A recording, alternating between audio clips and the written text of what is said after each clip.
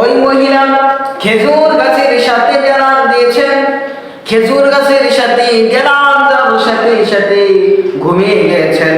তার সন্তানগুলো খুবই ক্ষুধার্ত, খাবার খেতে পারে না, সে ঘুমিয়ে গেছে খেজুর গাছের সাথে। এবার আল্লাহর নবী তার স্বপ্নের মধ্যে তাকে দেখা দিয়েছে। আল্লাহর নবী ডাক দিয়ে বলতেছে, মহিলা তুমি কি খাবারের জন্য অপেক্ষা করতেছো? ওই মহিলা বলতেছে, হ্যাঁ আমি খাবারের জন্য অপেক্ষা করতেছি। আমার খাবারের জন্য আমার সন্তানকে আমি খাবার খাওয়াইতে পারতেছি না, আমি খাবারের জন্য খুব পেরেশান। আল্লাহর নবী বলতেছে, মহিলা তুমি এই মদিনার মধ্যে তুমি খাবার পাইবা না, তোমার যদি খাবার খাওয়ার প্রয়োজন হয় তুমি এই দেশে পাইবা না, ওই দেশে চলিয়া যাও, ফলন দেশে তুমি চলিয়া যাও, তাহলে তুমি খাবার পাইবা।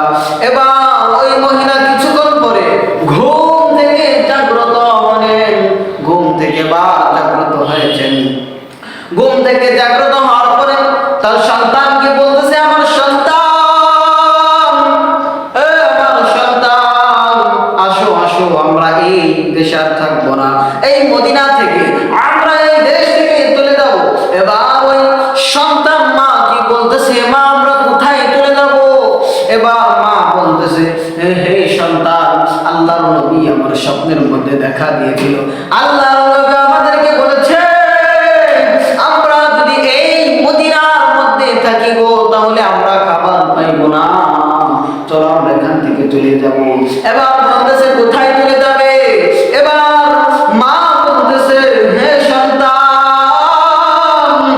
আমরা এই দেশ থেকে অপর দেশে চলে যাব, ওখানে আমাদের জন্য খাবার অপেক্ষা করতেছে। সুবহানাল্লাহ। এবার আল্লাহর নবীর কথা মতো ওই মহিলা চলে গেল, হেঁটে হেঁটে যাইতেছে, 1 মাইল 2 মাইল হেঁটে হেঁটে বারবার করে যাইতেছে। এবার এই সময় হেঁটে হেঁটে যাইতেছে, ওই সময় সাগরে আগানোর পরে অনেক মুরব্বীকে ডাক দিয়ে বলতেছে, মুরব্বী বাবা, আপনার বাড়িতে আপনার কাছে এসেছি, আমরা খুবই ক্ষুধার্ত। আপনার এই দেশের মধ্যে এমন কোন মানুষ আছে সব থেকে নেককার, আমাদেরকে একবেলা খাবার খাওয়ার জন্য কি একবেলা খাবার দেবে গো? ওই মুরব্বী ডাক দিয়ে বলতেছে, ওই মুরব্বী ডাক দিয়ে বলতেছে, ওই মুরব্বী বলতেছে, হে মহিলা, তুমি যদি খাবার পেতে চাও এই দেশের মধ্যে খাবার পাওয়া যাইবা, তাহলে ফরকের সন্তান হাকিমের কাছে তুমি চলিয়া যাও,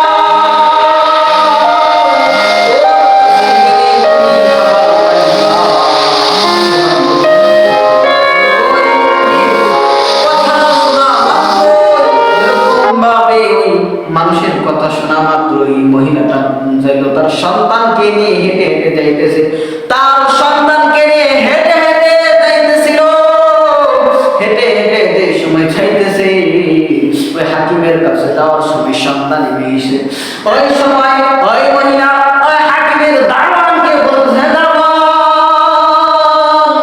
আমি এমন একজন মহিলা,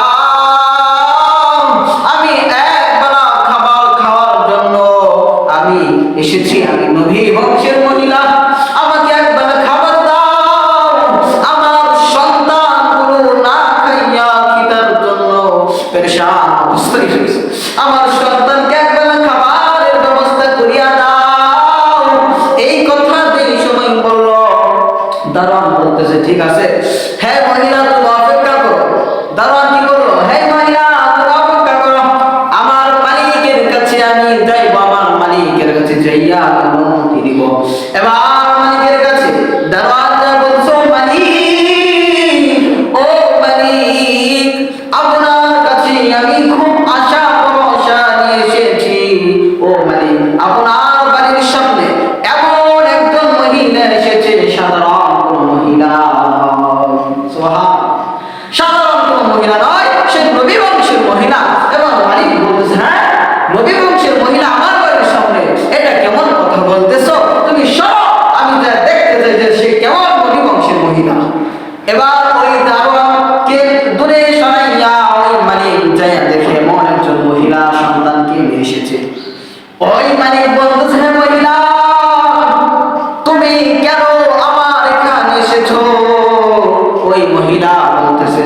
ও মালিক, হে বাদশা, আমি নবী বংশের মহিলা, আমি আপনার কাছে এসেছি একবেলা খাবার খাওয়ার জন্য।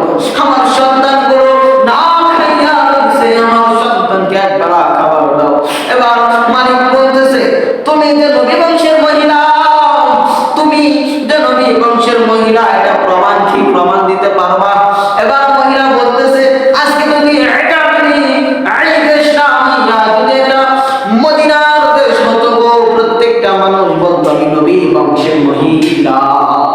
এবার বলতেছে, তুমি খাবার তোমার সন্তানকে খাবার খাওয়াইবা, তাহলে মিথ্যা কথা বলার কি প্রয়োজন আছে? তুমি আমাদেরকে সত্য কথাই বলতে, আমি তোমাদেরকে খাবারের ব্যবস্থা করে দিতাম। এবার মালিক তার সন্তানকে সকাল ধাক্কা দিয়ে বাড়ির থেকে বাহির করে দিয়েছেন। মহিলা বারবার বাদশার দিকে তাকিয়ে রয়েছে। সন্তানগুলো বলতেছে, ও মা, আমাদেরকে তো খাবারের ব্যবস্থা করছে না, আমাদেরকে খাবার দিল না গো মা। নবীর নাম শোনার পরেও খাবার দেয় না, আমাদেরকে বাড়ির থেকে কাজ ধাক্কা দিয়ে বাড়ি করিয়া দিয়েছে। এবার তো ওই মহিলা আবার যেই রাস্তা দিয়ে এসেছে, ওই রাস্তা দিয়ে আবার চলিয়া যাইতেছে। আবার ওই মুরব্বীর সাথে সাক্ষাৎ হয়েছে। মুরব্বীকে ডাকে বলতেছে, হে মুরব্বী বাবা, আপনি আমাদেরকে কোন বাড়িতে পাঠিয়েছেন? আপনি আমাদেরকে কোন বাড়িতে যাওয়ার জন্য বলেছেন? ওই বাদশা আমার সন্তানদেরকে ঘাট ধাক্কা দিয়ে বাড়ির থেকে বাহির করিয়া দিয়েছে। আপনি কেন আমাদেরকে ওই বাড়িতে পাঠাইলেন? ওই সময় ওই মুরব্বী বলতেছে, ওই বাড়ি সব থেকে আল্লাহওয়ালা ব্যক্তি, পরহেজগার ব্যক্তি, উনি সব থেকে আল্লাহওয়ালা ব্যক্তি।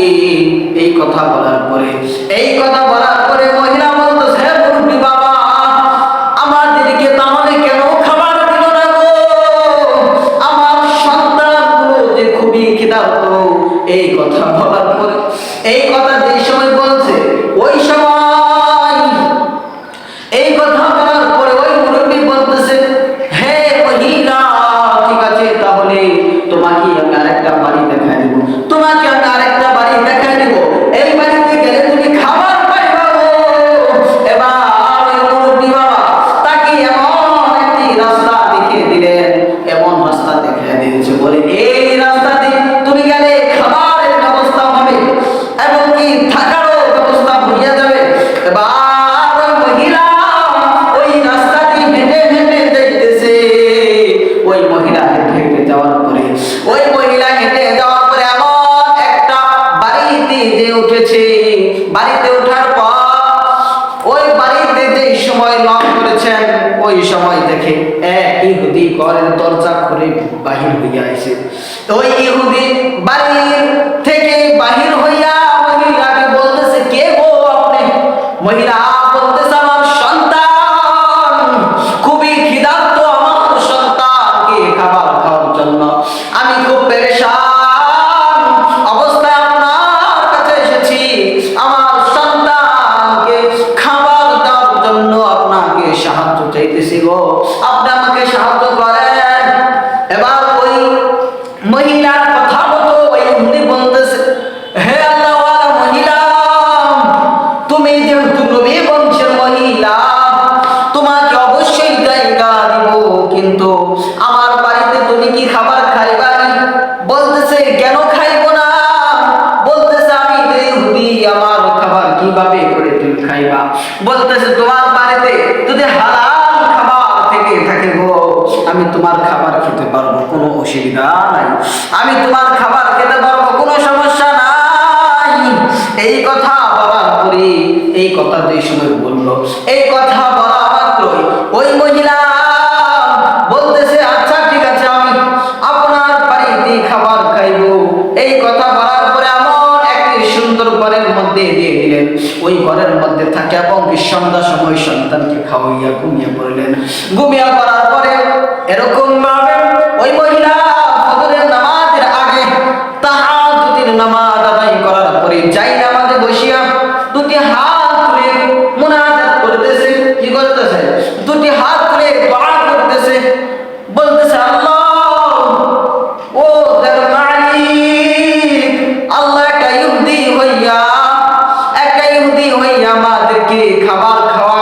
ব্যবস্থা করিয়া দিয়েছে। একটা ইহুদি হইয়া আমাদেরকে এত